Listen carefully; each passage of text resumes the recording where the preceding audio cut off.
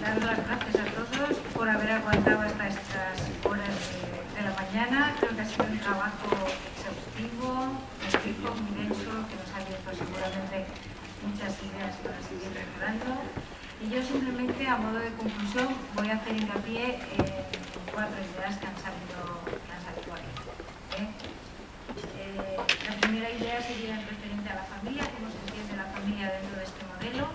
La familia sería el núcleo de intervención.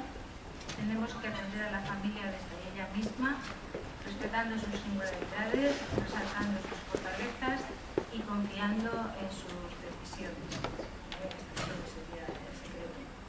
Respecto al niño, hacemos una construcción positiva del niño, al igual que con la familia.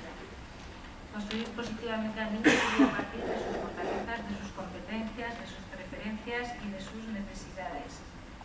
El déficit, desde luego, queda encerrado en un prohibido.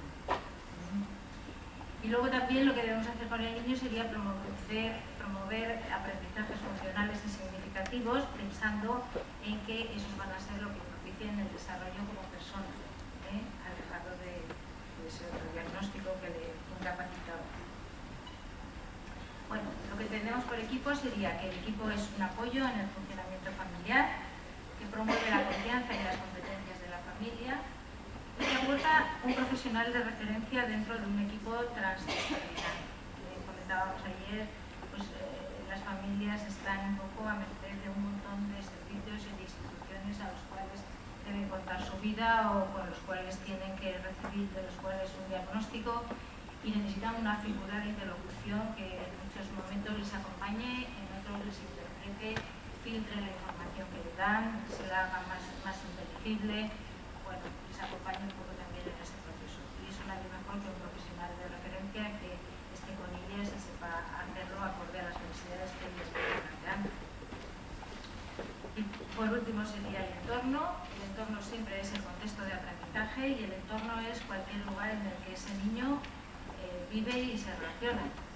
Cualquier lugar es susceptible de intervenir para crear las mejores condiciones para que ese niño se desarrolle. Y bueno, y por último hacer una llamada a todos, a las instituciones, al sector social, a todos profesionales o no, que nos relacionamos con niños y familias, para que en colaboración de todos y bueno, pues cada uno haciendo nuestra tarea dentro de ese proyecto común, consigamos lo mejor para los niños y para los niños. Yo creo que con esto ya